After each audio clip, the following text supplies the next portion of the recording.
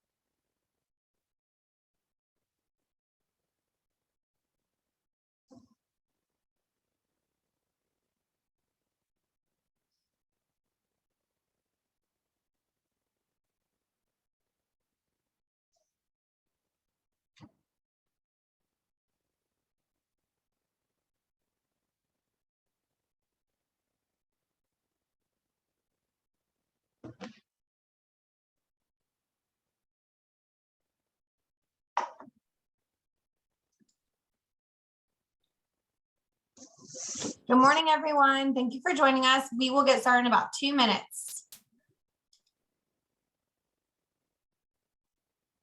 Kimberly Greer just sent us a question and to answer it, because I know that this will be something a lot of people would like to know, we will be recording this.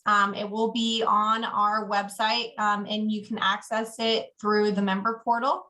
And as well as it will be sent to you all. Whoever's registered will receive a recording of the presentation as well as the actual PowerPoint. So good question, Kimberly.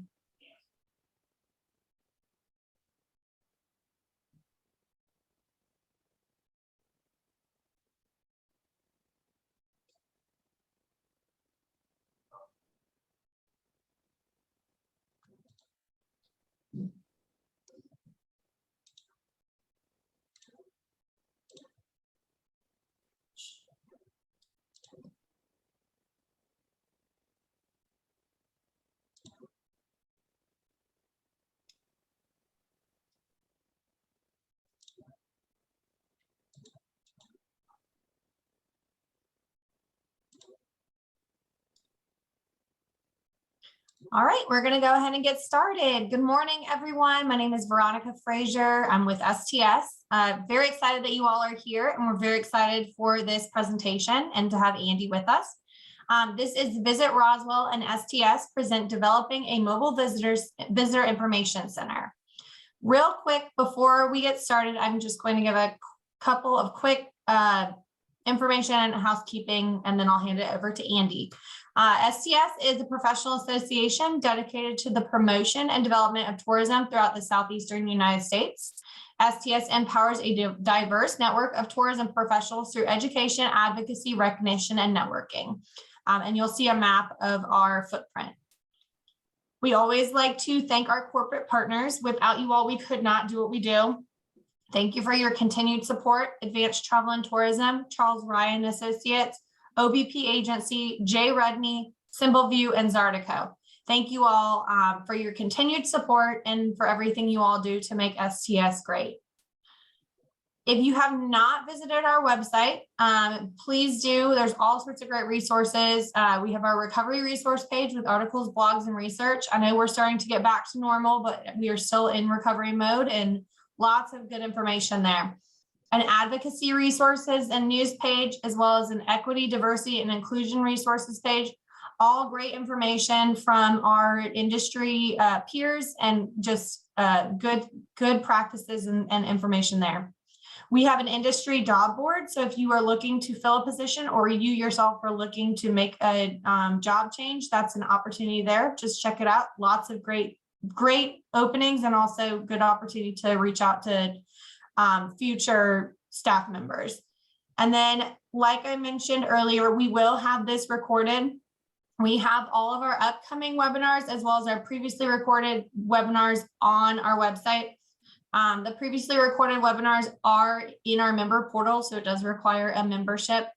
And if you are not a member and you would like to learn about membership, feel free to reach out to me at veronica@southeasttourism.org. And so now I will hand it over to our presenter, Mr. Andy Williams, Executive Director of Visit Roswell. So I'm going to go ahead and let him take it away. All right.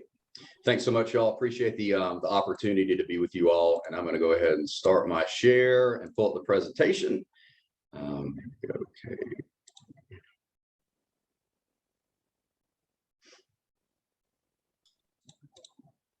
And I forgot to mention, if you have questions, please put them in the Q&A box, which it looks like y'all are already utilizing.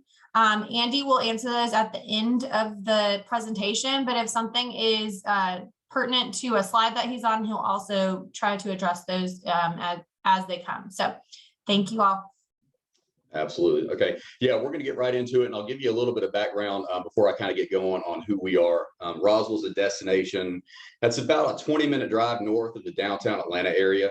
So we're a northern suburb. We've got a population of about 98,000. So we are the 8th largest city in the state of Georgia, but we have a very small town feel. We've got 7 miles of the Chattahoochee River for outdoor activities, stand-up paddleboarding, kayaking, all that good stuff.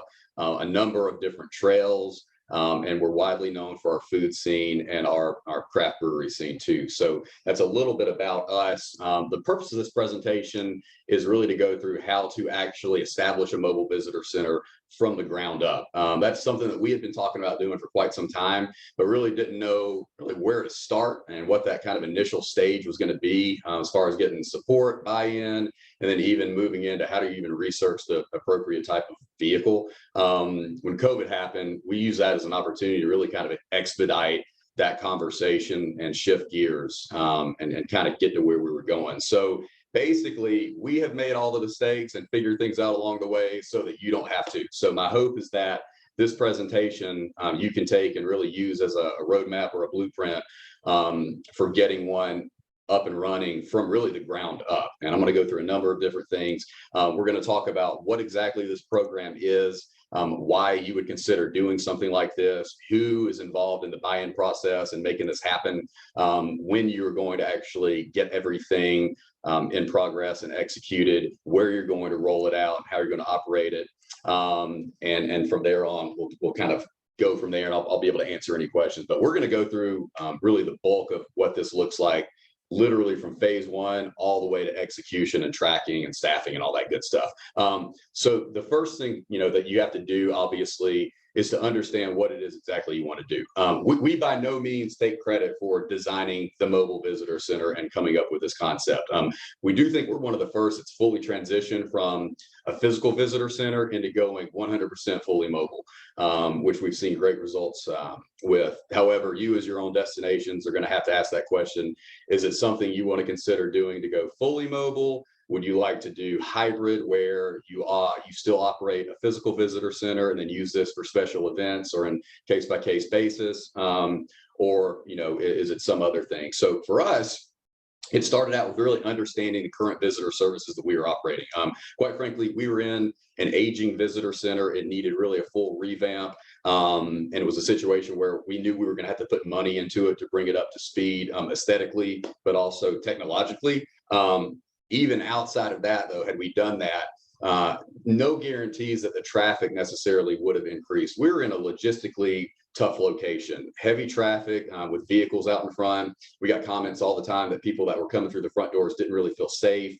The location of it wasn't really in the prime area of our downtown where we needed to be. So for all of these reasons, we were not seeing good foot traffic, bottom line. We knew exactly what the person coming in was going to look like and what they were going to ask. And quite frankly, we just knew that it wasn't going to be working for us. So the question is it a foot traffic issue you're dealing with? Do you have issues with the space? Is it the type of experience you're offering in your visitor center that's maybe not up to par? Again, is it a location, logistical issue, or is it a combination of those things? And so, in our mindset, it's look, how do we get the most relevant information into the hands of our visitors, so that they can further understand the destination and make better decisions about what they're going to do when they're in market. The second part of that is support and buy-in. Obviously, whether you're working with your board of directors, your local elected officials at the city or county level, even department staff, those key people who are involved in this really have to understand what it is you're doing. So for us, we looked at going fully mobile. We knew that we wanted to fully, eventually shut down the visitor center and take the show on the road and get in front of people where they were. And the number one thing to do is to obviously run a SWOT analysis on it, attack it from every level, see where the opportunities are, the strengths, the weaknesses, the threats, really kind of take this thing and look at it from every different angle, and understand those issues you may have to deal with that are going to present some challenges. We also really, we did, looped in those key stakeholders. The first conversation was us internally as a staff. Beyond that, we took it to our board, our executive committee, our board of directors. We started having conversations with those key partners in the community, brewery owners, recreation and park staff, the elected officials too, to figure out, is this something that would be supported from those key partners that are very influential in what we do on a daily basis? And then obviously understand the financial implications of what this would look like. For us, it was really an easy sell, because on a monthly basis, we basically determined, hey, we've got about 50 people that are coming through these doors. 25 of those are probably FedEx and UPS drivers, no joke. So what is the point of us paying this rent to operate a visitor center in a space that essentially nobody is coming into? We know that people have a vast amount of resources at their fingertips. People are technologically savvy. They prepare for what they want to do when they come to your destination. So for us, it was more about being able to intercept those individuals and to further influence decisions when they already knew what they were going to do. So prime example, somebody's at one of our coffee shops for a morning business meeting. How do we get in front of that person to convince them to come back at a later date, maybe to stick around for a little bit longer, maybe even to tell their niece, hey, you got to check this place out for a potential wedding venue for you. So that was an easy sell for us, because we knew right off the bat that anything we do outside of the physical visitor center was going to produce better results. The second thing you need to ask yourself is, are you really committed to making this happen? Because it was quite a bit of work for us. As I mentioned earlier, we learned a lot along the way. We're still tweaking a lot, but it took, dedicated 3 months of us really kind of getting into the nitty gritty to make this thing happen.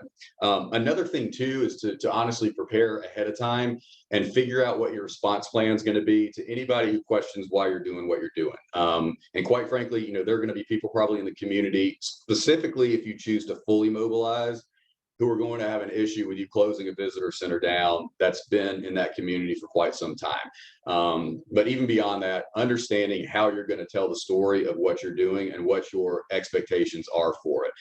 Constantly educating those around you. We say that in tourism a lot. Like every day, we're constantly educating people, frankly, on what we do on a daily basis.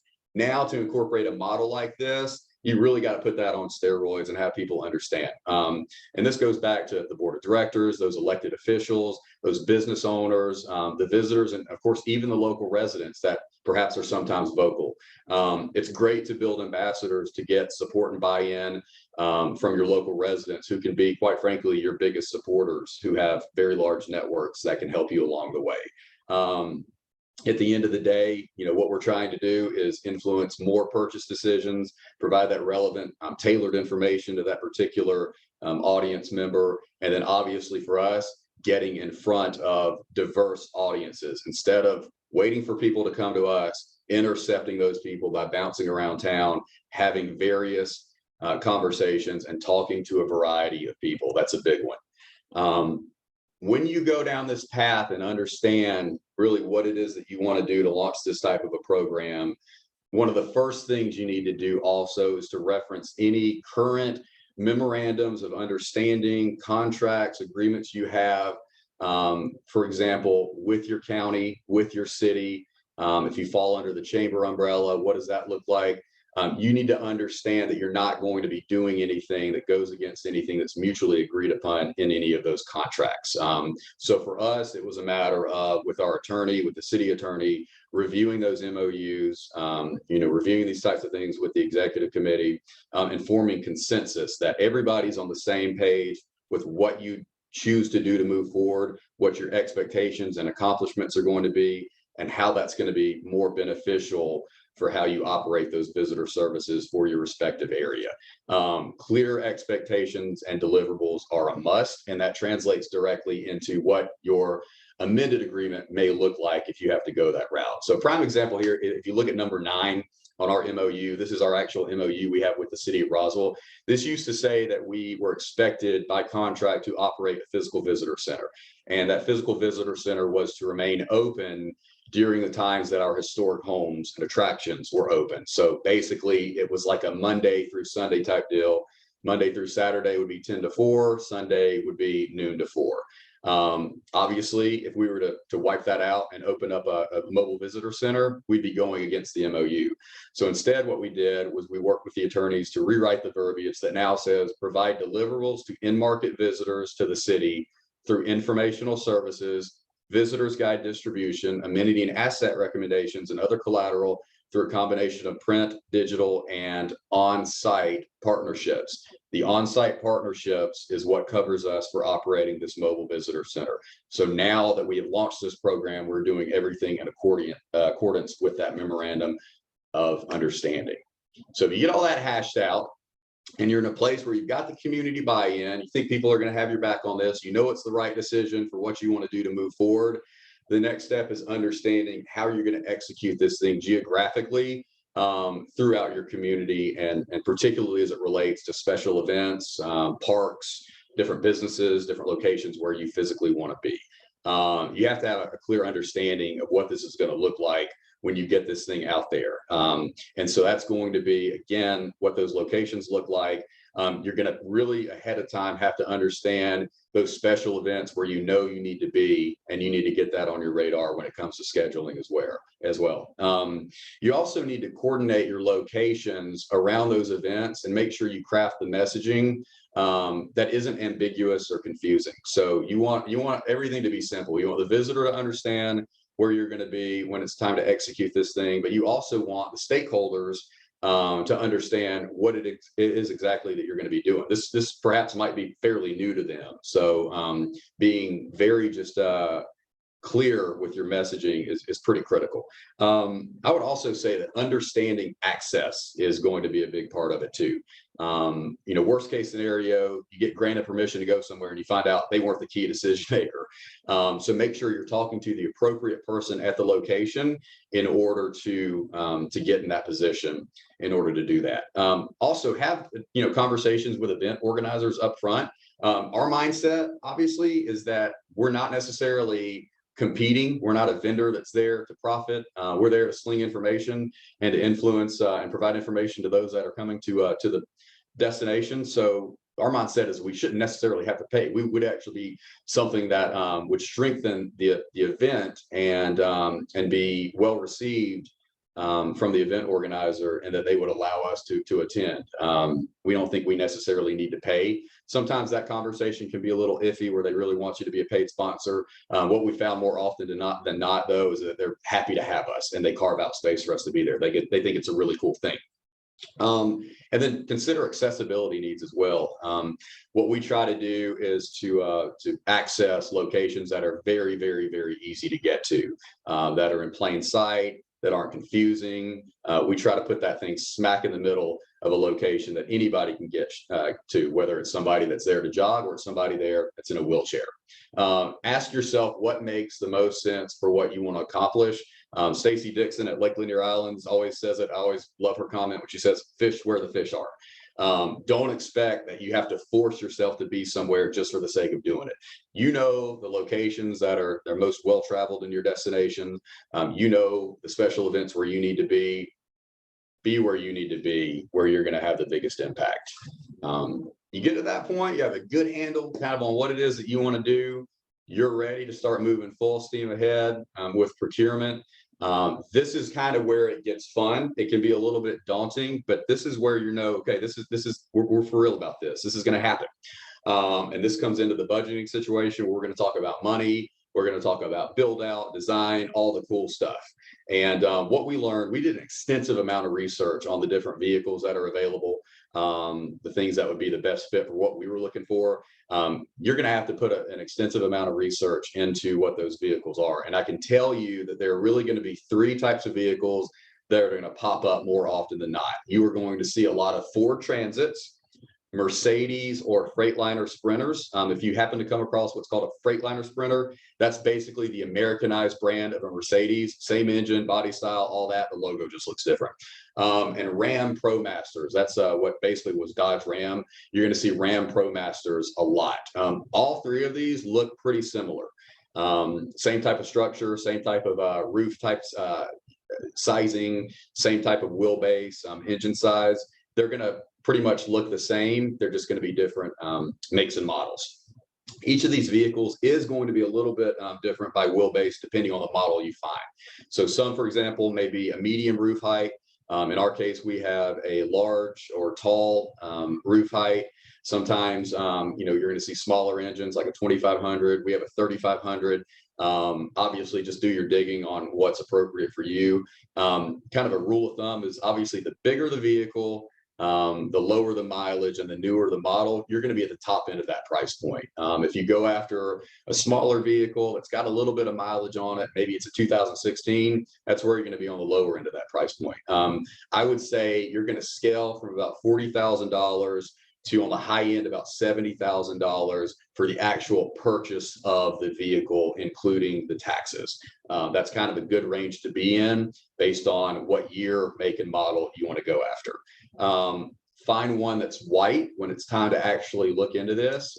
It's not a deal breaker. Sometimes you'll see ones that are black, but early on in the process, the people that are doing the wrap had made it a point, hey, it's a little bit easier for us to wrap a white vehicle. I do think there are more white vehicles in inventory, but if you can get your hands on a white one, kind of a rule of thumb is to go that route. This is us. We looked all over the place. We our preference was to buy in Georgia, but man, I think, Amazon's got like a big lease on a lot of the different Sprinters that are around. So it was quite the process. Also, I'll tell you, we paid by cashier's check. When you go to buy one at a dealership, if you finance it through them, they will often hold the vehicle. In our case, because we were paying with a cashier's check, they would not hold it. So somebody could have technically shown up and bought it out from under us. So when we made the decision to purchase this one, the next morning, Ted Basco, our director of sales, and I were on our way to Alabama to buy this thing because we didn't want to lose it. But this is a Freightliner Sprinter 3500. It's got 4 wheels in the rear. It's a high roof and 144-inch wheelbase. The way we've set our visitor center up, which I'll show you, it's a cargo hauler for us. We have not created an environment on the interior. For us, we choose to activate on the exterior. So we built the interior out really to haul our collateral, our guides, our retail, and our television that we use for it. You may choose down the road to have a designer that builds out the interior so that you can bring people on board. In our case, we didn't choose to go that route. So this model was perfect for us. These are just some additional pictures you can see of it. It runs on diesel. That's something to know too. You put gas in a diesel engine, it's pretty much ruined. You have to do some crazy mitigation on it. So if yours is a diesel, which most of them will be, make sure the staff people working it understand that it's got to be filled up with diesel and DEF fluid. This is an example of a Ford Transit. These will be a little bit less expensive than a Mercedes Sprinter. However, you can see that the design of the overall body style of it is pretty similar to the Mercedes. Maintenance on these is a little bit less expensive as well when it comes to oil changes and things of that nature. And this is a Ram ProMaster. So this is the Dodge Ram version of it as well. Again, not a lot of difference in the aesthetics of it. It gets the job done. They all look relatively the same. Just depends on what make and model you want to go with. So moving directly into the buying process, when you found yours that you're ready to pull the trigger on, you're going to ahead of time have to understand how you're going to be funding the purchase. Some of you may choose to raise sponsorships, which is what we did. Others, it might be a line item area of your budget where you say, nope, this is what's going to be used out of hotel motel tax to purchase the vehicle, and it just becomes a portion of your budget for this next year. Maybe it's an addendum or an amendment to the budget this year if you're choosing to do that. But understanding where the funding is going to come. Understanding also whether or not you're going to be working with a broker or if you are going to be coordinating everything yourself. A broker sometimes makes things very easy. They handle the search. They'll even fly to the location, purchase it on your behalf, bring it back, and you'll do the deal directly through all the paperwork with them. Just understand they add their fees into that pricing. We started out working with a broker. He had a hard time finding what we were looking for. So we ended up mutually parting ways, and we found one ourselves and handled the whole buying process ourselves. Understand if there's room for negotiation or if it's a no haggle dealer and the price is what it is. And then also, just kind of food for thought, understand that if you are traveling across state lines, just know the ad valorem process. We were under the impression that the dealership was actually handling the taxes for us. Turns out they weren't. Wasn't a big deal. We just paid the taxes at the Department of Driver Services. But just understand that as a heads up. And one of the biggest things too that we always do, or that we did in this case, and I always do with my personal vehicles, is get your hands on the full Carfax and understand every bit of history. Any recalls, the maintenance, whether or not it was consistent maintenance, was it in any accidents? The VIN history is always good to get your hands on, so you understand the usage of the vehicle too. Really understanding the history is a big portion. Ours we bought with only 8,000 miles on it, 2018 model. It was essentially what we learned. It was like a FedEx manager's personal vehicle, so he used it to take deliveries and to deliver things, but it had very light usage on it. It practically looks brand new.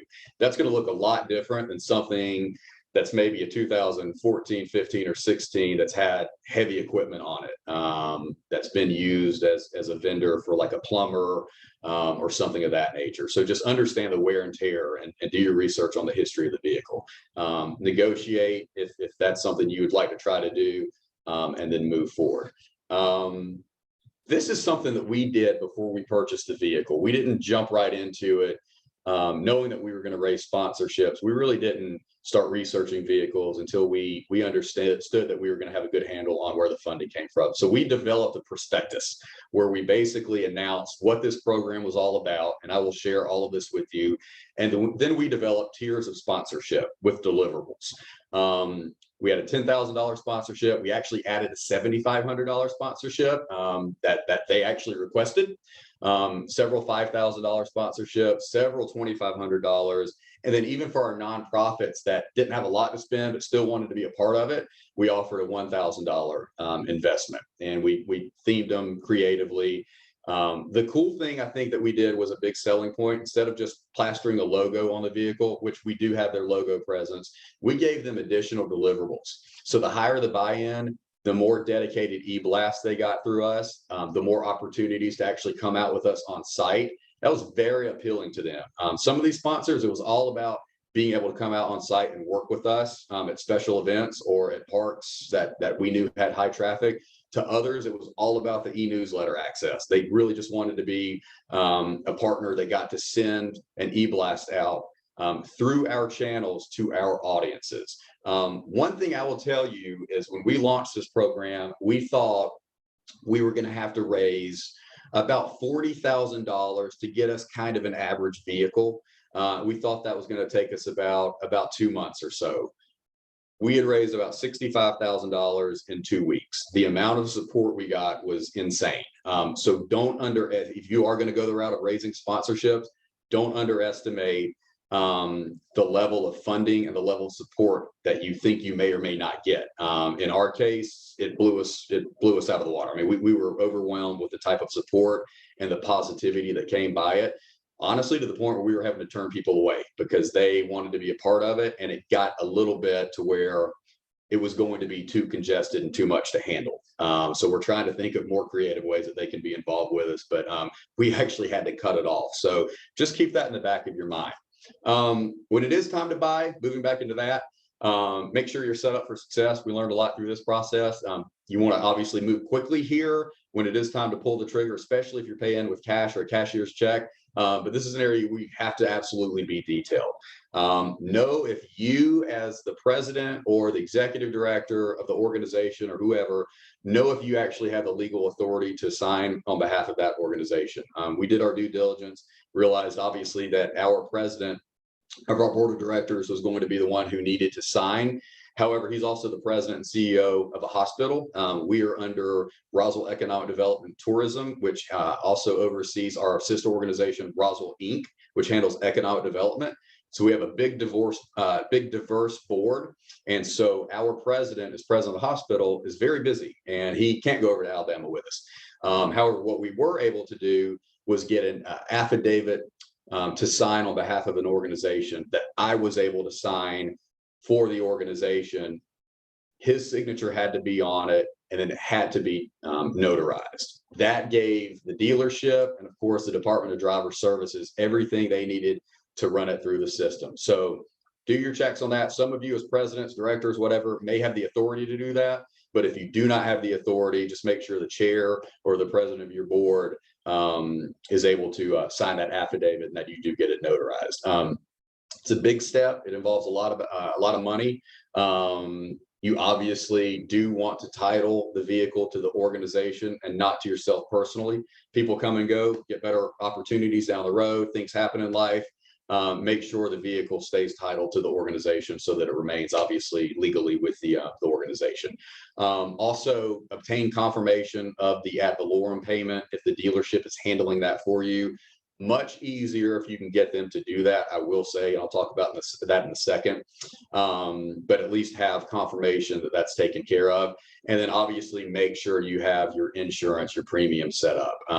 Plan to budget around $3,500 annually for your vehicle premium. And I'll talk about this too, but not just the vehicle, but any add-ons and enhancements you make, the wrap design, and implementation, any commercial shelving, the build out of the interior, anything that basically is going to be with the mobile visitor center, that needs to be the total amount that the premium is based on, because if anything happens, you want to make sure that's all covered. Okay, so we're at a point now where you've bought the vehicle, you've got it. For those of you who choose not to register it with the dealership, in this case, this is what happened to us. We had to actually go through the process of getting the license plate for it. This was by far the most tedious part of the process. So I am giving you everything you need to know so that what happens to me does not happen to you.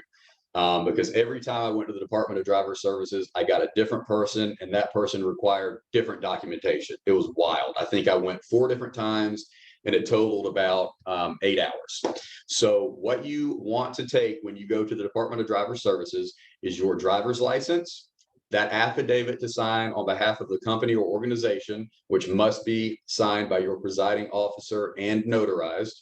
You need the vehicle title. You need the vehicle purchase agreement from the dealer.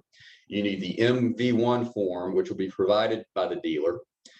Proof of your existing organization, so your W-9 or your registration with your Secretary of State, so that they know that you're who you say you are, and the organization and vehicle is going to be intertwined. And then proof of insurance that you need to have already set up. Make sure your proof of insurance is already downloaded into the state's online system. That's a big one too, because oftentimes if you don't have that happen by the time you get to driver services, they're not going to talk to you. Whoever you get your premium, your insurance policy through, they should be able to do that. We had to remind ours to do it, and it was a good catch at the last minute before we walked in, but it's a quick update that can be made relatively quickly. Emissions is also something. I can tell you this, Georgia is a little wonky. It depends on county by county. I know we've got audience members here that are from different states. So I would say check with your, your state Department of Driver Services. But in our case, our vehicle is less than 9,000 pounds. It's 8,500 pounds. It runs on diesel. We didn't have to have an emissions test inspection. So that was just another step that made it easier for us. if you get to above, I think 9,000 pounds in Georgia, they may require it depending on what county you're in. And of course, without that emissions inspection, you can't register the vehicle. So food for thought, keep that in the back of your mind as you go to purchase a vehicle. Additionally, look into the regulations. I think in Georgia, when you're beyond 10,001 pounds, you technically become a commercial vehicle, and there are a lot of other kind of stipulations and things you have to do to be able to operate it.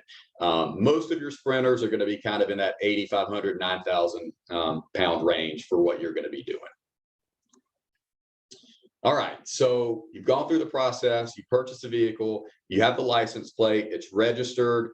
This is really when you get to be creative with it. This is where you get to understand how exactly it is that you want to set up your mobile visitor center. And the questions you have to ask right off the bat are you going to set the interior of it up so that individuals can come inside of it? Are you going to set it up in a way that that's where your specialists operate out of it? Perhaps that you're going to have retroactively cut a window into it, and you're going to expect the visitor to come up to that window. Or are you going to operate on the exterior of the visitor center like we do and use it for hauling guides and have it basically be a cargo visitor center? That's what we do. You're going to need to shop companies to install any commercial shelving, cabinetry. You're going to have to work with them to customize those options based on your particular needs. And again, if you're retroactively adding items, you can totally do that. You can add electric awnings. You can add lighting, speaker systems to them, understand what resources in your local areas are available, understand if it voids any warranties, if you have to drill into the structure of the vehicle. Just do your due diligence and figure out kind of what it is to do, and go to somebody that's licensed, that has a clear understanding of this. Don't have a handyman do it. Pay the extra money to do it right if you're going to do that, I would say. In our case, I'm going to show you some examples of what we've done, but when it comes to commercial shelving, think about functionality more than anything. Understand really kind of what tubs you're going to put in it, the size of those tubs. Different shelving has different specifications and dimensions. In our case, one of the racks is very deep, so we can put kind of those commercial tubs from like Home Depot. We can put those in it. The other shelves are more narrow, so we put visitors guide boxes and things like that in them, and just understand kind of what you want to do before you go into these showrooms to shop it. Set it up in a way that provides for what you need, and really sit down, go touch and feel. I'm going to show you some examples, but there are showrooms where you can kind of have a hands-on approach to the different types of shelving, so that you can see exactly what it is you want, and they will build out a custom quote with installation based on what you need. Definitely get the out-the-door cost. Don't be shocked by any hidden fees or any taxes or labor that wasn't included. When you're getting a quote from companies like this, get the out-the-door cost, including tax and installation. Rule of thumb, if you're doing it commercial shelving wise, like we're doing, like we've done, plan to spend between $2,000 and $3,000. More if you need a bulkhead. I'm going to show you what that looks like, and plan for a one-day install. You're going to drop this thing off. They're probably going to put 1 or 2 guys on it to get it in there, bolt everything down, and then you'll probably come pick it up that evening or the next day. If you are customizing the interior, where you are designing the interior to have custom cabinetry, televisions, anything like that, you're going to spend a whole lot more. That changes the game. You're probably going to add anywhere from $20,000 to $30,000, depending on how extensive you go, to the overall cost of the project. But again, we didn't choose to do that. We went this route. This is that commercial shelving that I'm talking about. You can customize these. They also have these in kits. The area up top that looks like it's the doorway, that separates the actual cab from the cargo unit portion of the mobile visitor center. That's called a bulkhead. Some of these vehicles on many occasions already come with the bulkhead installed, so you don't have to worry about that. What you're primarily going to be looking at is a type of shelving. The one on the top left, that is on a kind of like a hydraulic system, so those shelves will fold down. We went with the option like the black one below, where those are stationary shelves that are bolted in. We keep our tubs and our boxes also living there essentially at all times. We've also added a whole system of these little blue inserts. We break out all of our collateral and our guides based on them having their own areas where they live. So at any given time, if we run out of information, our street team specialists, which is what we call them, are able to jump in there and pull the visitors guides directly from their homes, essentially. These pop out too, very easy to grab, restock. They don't move around when you're traveling. So I would highly recommend those, and they're fairly inexpensive. This is an example of someone who has built out, this is Fernbank Science Center here in the Atlanta area. They actually did build out the interior of theirs. Obviously, you can see that the lighting, the environment, the atmosphere they created is a lot more extensive. There are companies that will custom do this for you, kind of full scale concept to completion. Just understand your budget's going to grow substantially if you choose to go that route. Moving into the wrap design, this is where you need to know if you are doing a full scale wrap that's going to cover the entire vehicle, or if you're going to just piece together graphics and decals. And you also need to kind of have a handle on who you're bringing into this step. You know, some of you all have a creative agency, some it's maybe a local graphic designer, even the wrap specialist may be able to design the actual wrap for you. So just know what that looks like and who you're going to bring into this step, and think about the elements that you want to include. Is it going to be heavy with logo presence? Or are you going to have your hashtags? Some people choose to go heavy on photography, contact information, specific verbiage. This is where you just kind of have to have a handle with your marketing department on what you think is going to be the most effective. Understand this thing is a driving billboard that has a lot of impressions every day. So that's for you to decide. You know, what's going to happen is the wrap specialist, when you go to choose who that company is that's going to actually install it, they should be able to send you a template that you pass along to your graphic designer, so that the graphic designer builds this thing out in the software specifically on that template in a very high resolution file, at which point they send that directly to the printer, the wrap installer, who prints that thing out with this crazy machinery right there on the spot based on that file size. They make it very easy to do. For a full wrap, consider a budget of $5,000, $6,500, depending on kind of how elaborate you want to be. And they should be able to wrap it in a one-day installation. It seems daunting, like, oh my gosh, they've got to wrap this entire vehicle. This is small potatoes to them. Wrapping vehicles is nothing. These are people are wrapping buildings. In some cases, they're wrapping 18-wheelers, motor coaches. Wrapping a Sprinter or a Ford Transit or Ram ProMaster is not that big of a deal. So it's a cinch. One rule of thumb too, I will tell you, I would not wrap the top of the vehicle. We originally were going to put our logo on top and actually do that. We heard it directly from our wrap installer that the issue is with that, water pools after it rains on the top of the vehicle. And in about 3 years, it looks like the entire top has rusted out. It's horrible. He's shown me pictures of it. It's horrible looking. They do that a lot in places like downtown urban markets, places like New York, where the branding is good.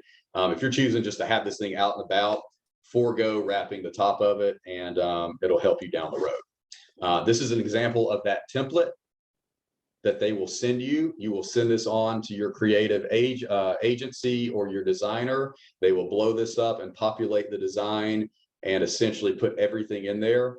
The wrap design process is really fascinating to watch, but they essentially use this template to print out the actual wrap itself.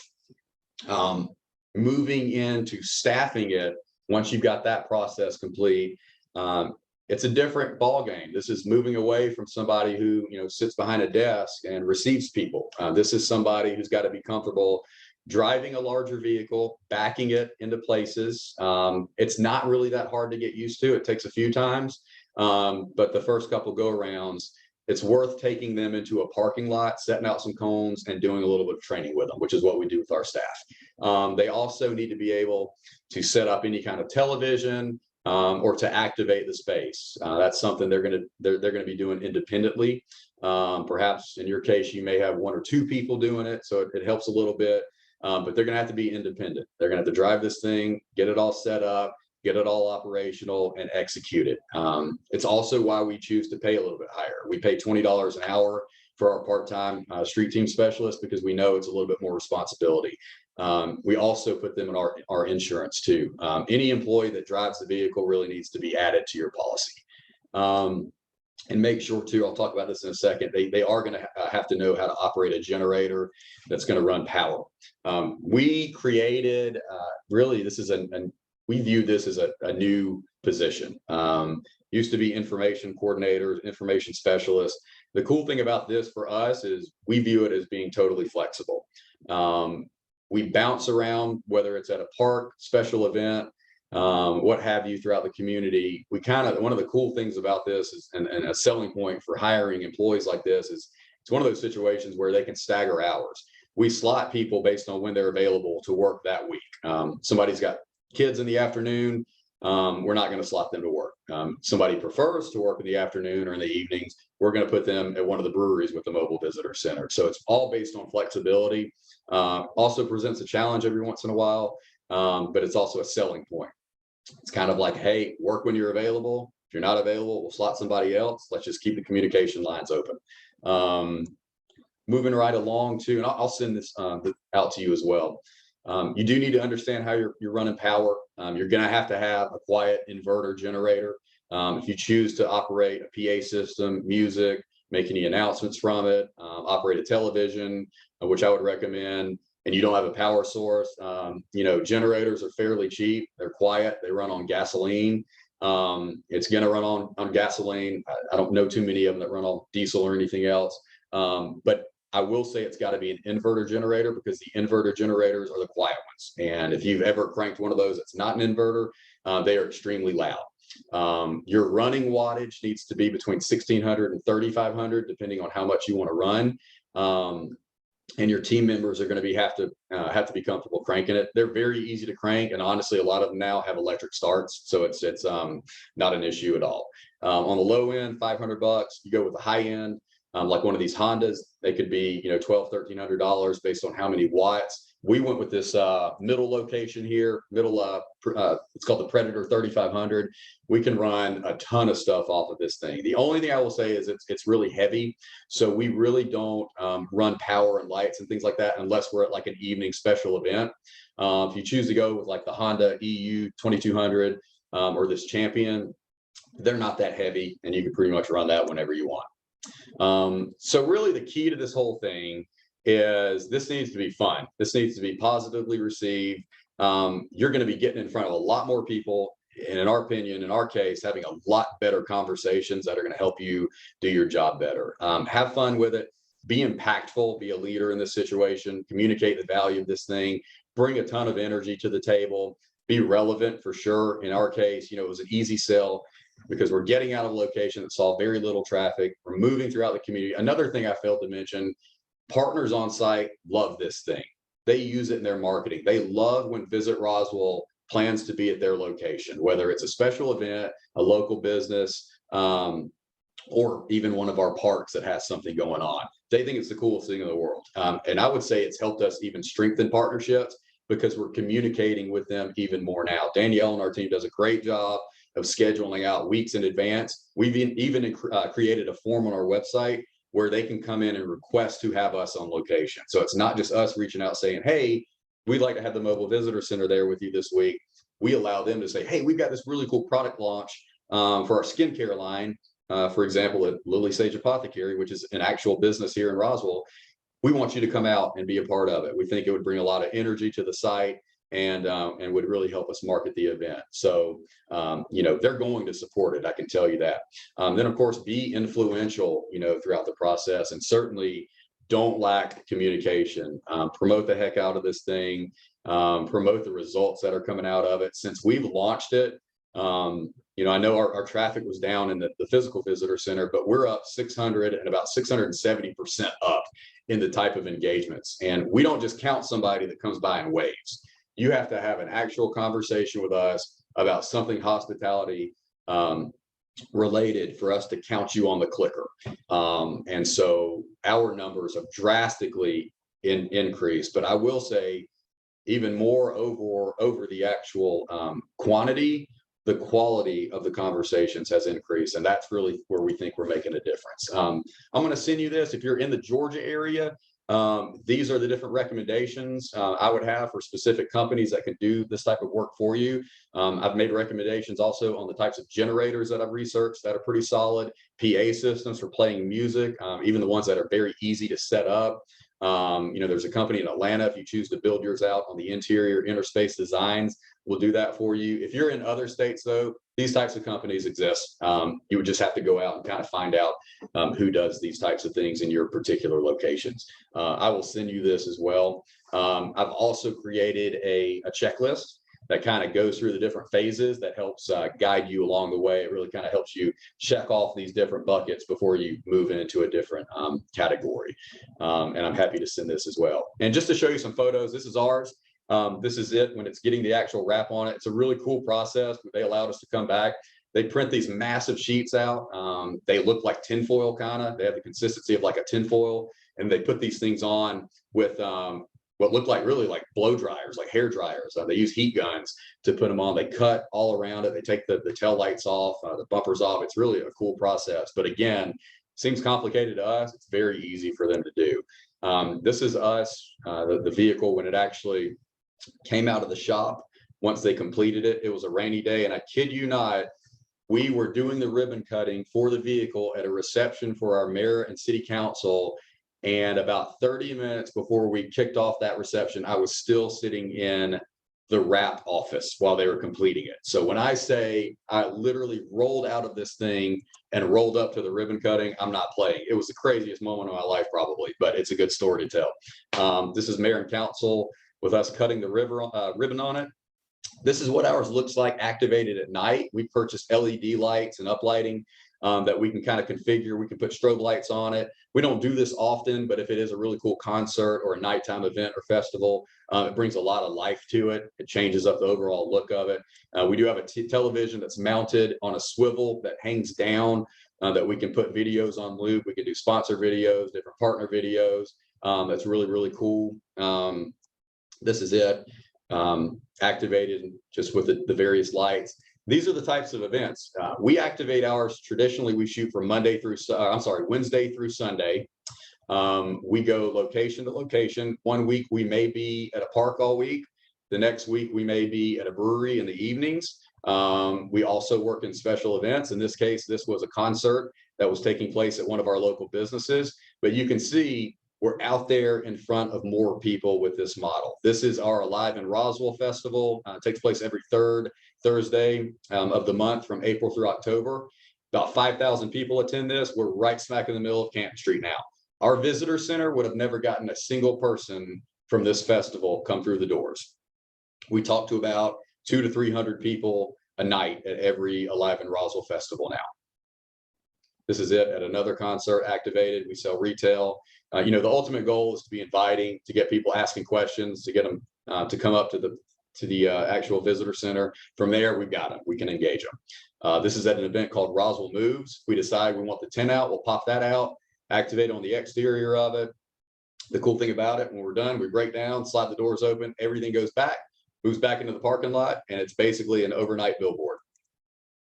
This is Arthur, one of our street team specialists. This is at a summer sip and cocktail crawl. But as you can see, we have this thing all over the place. Our local police department did a car show the other day. We had this out there as a part of it all day. The cool thing about it gets us in front of so many different audiences and allows us to really kind of understand what types of information the crowd at the river has compared to the crowd that's touring the historic homes. How those conversations look different than the crowd that hangs out at the breweries, and everything in between. So I know I've just hit y'all with a ton of information. I will be sending this presentation out, or I think Veronica will. I am an open book with all of this. I would love to see more people doing it. And at this point, if y'all have any questions, I would be happy to answer any of them for you. Thank you, Andy. That was so informational. I feel like I could do that now with all that information. That's wonderful. Thank you for the toolkit. Yes, like Andy said, we'll be sending all this out for you all. And we do have some questions. So I'll go ahead and ask those for you, Andy, and then you can answer them. So first question is, if you're doing a hybrid, exactly what does that look like and who are you targeting? Okay, so a hybrid in our case would be a community that chooses to keep their remaining physical visitor center. And there are several throughout the Atlanta area that I know do this. I know Stacy does it at Lake Lanier Islands. They do it over in Woodstock. They've got one that they pull behind a truck. It's like a travel trailer style that you can actually come onto as well. In that case, I think that's operating the physical visitor center that's open regular hours, but also choosing to mobilize on a case-by-case basis. So a perfect example of that would be saying, we're still going to operate the physical visitor center, but we know we want the mobile visitor center at sports tournaments, special events that are taking place, wine festivals, beer festivals. Where can you get that thing out in the community where you may not be able to pull audience members from that particular happening into your physical visitor center? So I think it's furthermore putting your visitor services on steroids by getting out further in the community outside of just a physical visitor center. Another question is, where did you purchase? I'm thinking it is probably the van in Alabama. Yeah, it was a local dealer that we found. I forget the name. I was like, I forget the name of the dealership. It was just a local dealership though. We found it online. We were just doing some extensive searches. It was within our budget. It was right in downtown, or right on the outskirts of Birmingham. So it was a quick drive for us from Roswell. It was like a 2-hour drive down I-20. We had been communicating with the salesperson on it. We actually had a deal that fell through, but she was great about follow up and saying, okay, we actually do have this vehicle on site, send us photos of it. So really, it could be a number of different dealers. Some dealerships have more cargo vehicles like this than others. I would start, I'm all about local. We tried to buy it local. We just didn't have any in inventory. So just do some searches on those types of vehicles I'd mentioned to see what nearby dealerships have any in inventory. And then obviously, if you struggle with that search obviously is going to expand beyond your city limits and your region. Great. Someone asked, where did you get the blue tubs for the shelving? The blue what? Blue tubs. Oh, okay. So that actually came from the facility where we bought the shelving. They have all of that. It's kind of mind blowing when you start researching commercial shelving. You just think shelves. Their showroom had everything I could ever imagine for putting into a mobile visitor center, from storage to modular shelving that is on a rack system, like a rail system that can move around, to the hydraulic shelving I was showing you. But pretty much anything related to shelving and cargo storage, you will be able to find at any of those commercial shelving showrooms. Great. Examples of how you communicate when and where you will be. Does it have a separate social media presence from Visit Roswell? Okay, that's a great question too. It does not have a separate presence. However, one of the first things we do, Tempest, the company Tempest, redeveloped our website. And what we actually did at the bottom of it, when you're on the homepage, it brings up what would be the next 3 upcoming special events. We actually tweaked that to have the next 3 locations of the mobile visitor center. So instead of focusing on the special events, we populate that with the location of where the mobile visitor center is going to be and the date range and the hours of operation. We have developed a graphic in Canva. We haven't gotten to where just because sometimes based on location and staffing, locations can change, or the hours of when we're going to have it can change.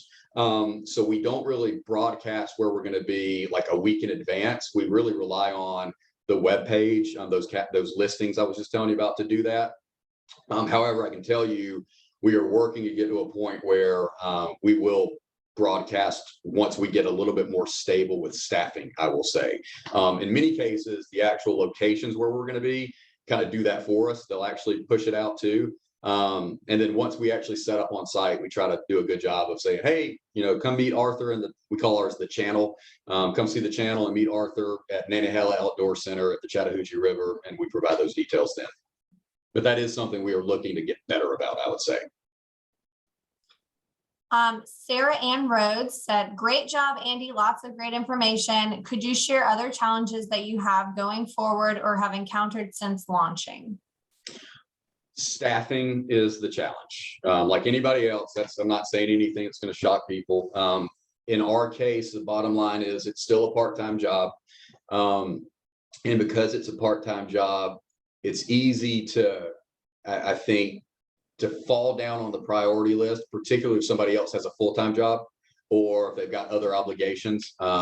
One of the things I think that Danielle probably struggles, I know she's on this, the webinar as well, but putting the pieces together, figuring out, okay, who's available when, particularly if we know that the hours are going to be staggered. Like, prime example is we try to have this thing out in the daytime. In many cases, like the breweries, it makes more sense to be there in the evenings, like when everybody's grabbing a beer after work. So you're limited because that's the time when people want to be at home with the kids or at soccer practice. So I would say playing Tetris and putting the staffing with the scheduling has really been an issue. One of the things we'd like to work for eventually, I think, is to hire a full-time, what could be like a full-time visitor information specialist that really kind of owns it and understands, hey, I'm working 8 to 5 each day from Wednesday through Sunday. And it really kind of takes that out of it. While we are still in this part-time model, just dealing with the staffing and the scheduling has been the biggest issue. So know that as well. It's not a deal breaker. It's not anything crazy. It just gives us a little bit of heartburn sometimes, and we have to work through it. Connie Nelson asked, are designs available with fold down seats and windows, at least on one side, whereby the vehicle can also be used as a passenger van when it's not being used as a mobile visitor center? Good question. I am not sure of the answer to that. I will say this, if you choose to use it as a passenger van, know that you are going to be very limited with what you're going to be able to keep on it. Even in our case, and we're still finding tweaks and kind of, tweaking this thing based on what we're learning. But I would say, we used to keep our tent on it. And it's just a traditional 10 by 10 tent. We used to keep a gas can on it for the generator. Space goes away very quickly when you do things like that, and you find yourself kind of stepping over things, and it gets a little congested.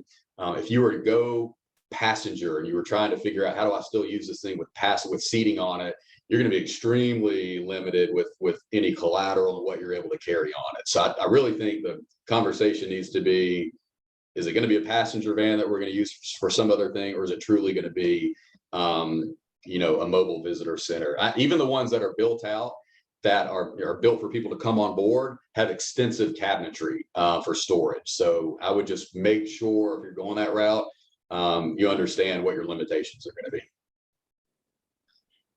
We have a lot of questions still, and we're right at noon. So Andy, I don't know if you wanted to answer just one more, and then maybe I can send you these questions and you can send your answers, and we can share that when we send the follow-up. I'm good with whatever y'all want to do. Hit me. Okay. Well, let's see how many we can get done in about 5 minutes. We want to be cognizant of everyone's time, but how much do you budget for diesel and gas? Diesel, then gas for generator, and price range for that? Yeah, that's a great question. Thank you for whoever asked that. We set out with a budget of $4,000 a year. I think it was $4,000 a year for diesel. It was either 2 or 4. I need to go back and check.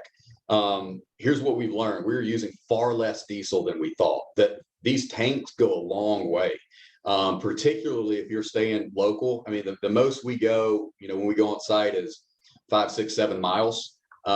So we actually just did a budget reforecast where we decreased the fuel amount by half because we weren't using nearly what we thought we were going to. I will make sure I check, but I think what we did was we went from $4,000 annually to $2,000 based on what we're using. But we fill up maybe once every 3 weeks or month even. It's not nearly what we thought it was going to be. Great.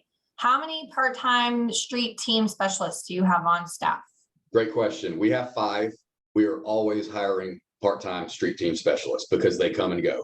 And we said this from the get-go. This is going to be a revolving door of people.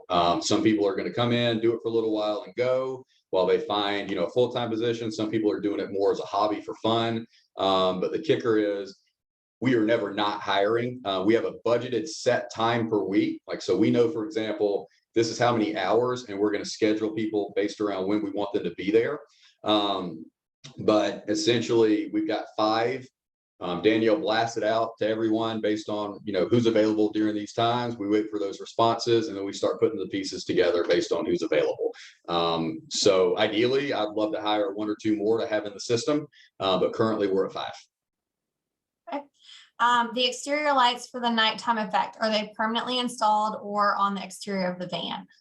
So everything we do so that it's not in a permanent fashion outside of the TV bracket. They are LED lights. We have like an LED row of lights. It has about 20 lights on it. And then we have 2 par up lights that we can kind of move around too. They have a place, they live on the shelf. Basically, we run those lights to an extension cord, which hooks directly up into the generator or to another power source if there's one on site. And so that way for us, it's just we're not getting into warranty work or anything or voiding the warranty. We can put those up when we choose to and keep them on board when we don't want to have them out. Estimated how many locations do you attend in a week? Well, okay, so typically we're in one location per week. So like East Roswell Park, we're going to be there Wednesday through Sunday. Gate City Brewing the following week. The only exception to that really is when there's a special event taking place. So we might be at East Roswell Park with the understanding that Thursday evening, we're going to bring it out to Alive in Roswell. So the only thing we choose to be kind of solid with that location. We spread out geographically. We try to show love to different businesses in different areas, and they get our full attention for that week unless there's a special event taking place. Anything you would do differently? As far as the process goes, I mean, we know how to, if I were to go back now, we would know what would make the process a little bit easier. You know, one of the conversations is with our people, they're out all 4 seasons of the year. Summer can get really hot. So we were able to, you know, we purchased an umbrella that hooks onto the seat that they sit in. We purchased a fan that's always running for them, that's rechargeable. I would probably, we still may do this, I would add an awning. I would go back and add an awning to it that's electric, that people can, just to provide better shade. That would be something easy to do that wouldn't add a ton of funding or investment to have to do that. But you know, making sure your employees are taken care of, that they're comfortable. The feedback we got initially was, man, it's really hot out here. We need waters. And so we purchased the umbrella, which was a lifesaver. We purchased the fan. I would maybe go with a smaller generator. Ours is pretty heavy. You have to really manhandle it and put it down. They do make some that are pretty powerful that are a little bit lighter. So I'd maybe reconsider that. We may do that down the road. It's not a deal breaker. What I would say is make sure your staff are in a position to be able to be successful, that it's not a hindrance or an inconvenience to them to do this. Great. And then last question, is your focus on local events or do you ever travel outside your area? Great question. So I'm of the mindset, we're never going to roll into a community and roll up on their turf. I would never do that. What we will do though, is to go to our state visitor information centers. We've done that once already. We're going to look to do that again in the near future. We typically will try to schedule that on Fridays when people are coming across state lines from out other states. I think it was Ringgold. We did the last one. They're usually happy to have us. We set up in the parking lot and activate and play music and order pizza and stuff like that. So unless we are invited to come into a community, I'm not going to roll up on anybody's turf. But if there are opportunities where we're not threatening, yes, we can take it on the road, and we will look to do more of that when we're welcome to be there. Yes. Great.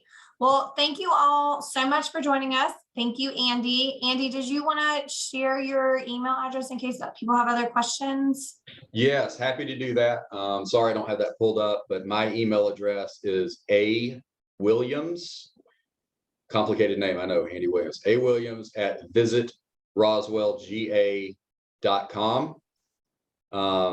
And like I said, happy to have any phone call conversations, do Zoom meetings with you. If you're interested, come into your city. If you think you're really serious about doing this, let me know how I can help. Great. Thank you so much, Andy. And thank you, everyone. Great attendance, great questions. Glad that you all could join us, and we will see you soon. Please reach out with any questions. And like I said, you should be receiving an email with everything shortly, with a recording as well as the presentation Andy shared. And we will also have it on our website. So thank you all so much and have a great rest of your day. Bye. Thank you.